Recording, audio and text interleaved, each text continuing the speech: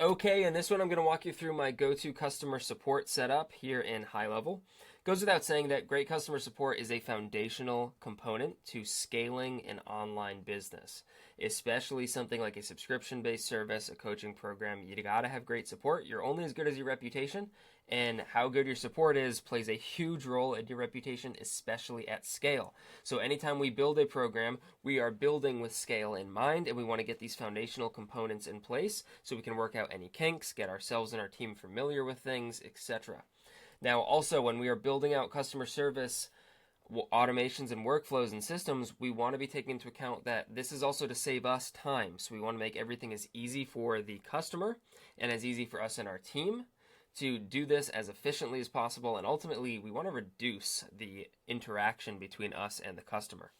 So first thing I always do is I have a dedicated support page. This is always something like ourdomain.com/help/support. And then on our homepage, we have a menu button that has login, help, and support. You always want to link your login page. One of the most common questions you'll get, especially at scale, is I lost the URL, I lost the link, what's the page to log in, etc. So go ahead and throw it on there, and then have your help and support linked as well. So someone can just click here. So when you get your inquiries or if someone's asking, you can just say, go to our website, or you could, of course, always just send them the page directly. Now, one thing to note here is your customer support ticket form will look a little bit different depending on what kind of program or service you're running. So this is a subscription-based, low-ticket, subscription-based monthly Pickleball Academy. This is a SaaS product, a software. So you'll notice here, we're really trying to reduce forms by first saying, hey, before you submit, make sure you ask our 24/7 chat support. Most of the support tickets we get for this program are technical related, and our 24/7 chat support can solve those. So we're reducing tickets here significantly since we added in this subheadline. But this one is quite different than this one. So you want to make sure that you don't overwhelm the customer. You want to make it as easy and clean as possible for them to submit the ticket. I always find that adding a attachment section is very helpful as well. Here we actually require it, so that's optional. Now, we want to make sure that you and your team get as much information as you need to solve the problem, ideally without having to contact the customer, other than moving them to the pipeline stage that will create about an automated email we'll send out saying your ticket's been resolved. So you want to figure out what information do you absolutely need, but also don't overwhelm the customer. When you hit that balance, it works out really nicely. So the next thing that's going to happen is someone will submit that ticket. They'll go to a confirmation page that will basically just say, hey, we received your ticket. We will be in touch within the next 24 hours. Put whatever info you want there. I find it's good to typically just describe how long it usually takes. We're also going to send an email with that same verbiage, so we'll see that here in a bit. Now, next thing I suggest you do is build out a pipeline. So go to your Opportunities tab, and you can click on the Pipelines button right here and click Create Pipeline. This pipeline just needs 3 stages. I'll show them to you right here. New ticket submitted is stage 1. When someone submits a ticket, obviously they go there. Ticket resolved, if we move them there, it will trigger the email going out saying, hey, your ticket has been resolved. And then I also have a third high priority not resolved. If someone's ticket has not been resolved within 3 days, 72 hours, they will go here, and I personally will get notified so I can look into their ticket directly. We don't want people going more than 3 days without a ticket resolution. Ideally, we're shooting for 24 hours. So once you've built out this pipeline, go over to your Automations tab. I suggest making a folder for support. And in your support folder, you are going to create 2 different workflows. The first workflow is going to be new ticket submitted. And your trigger is going to be your support ticket form that you've created when someone submits that. So it'll be form submitted, and then you'll choose your support ticket form.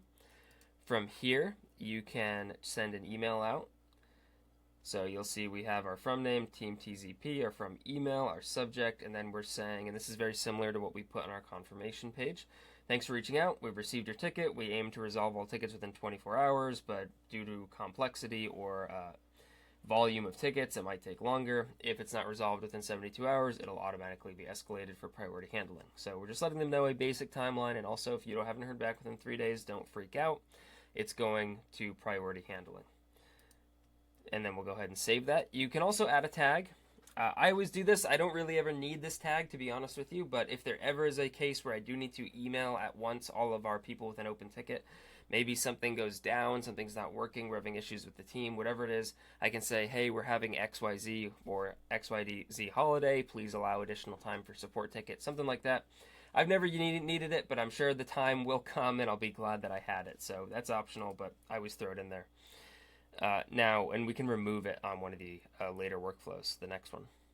So from here, we're going to do the action create or update opportunity. And basically, we're just going to put them in the first stage of our pipeline. So we're going to say in pipeline support ticket pipeline, new ticket submitted, and it will add them there. From here, we're going to click do wait 3 days, so wait element, 3 days. And if 3 days have passed, they're going to be moved. So this is create or update opportunity. They're going to be moved to the high priority stage in the support ticket pipeline.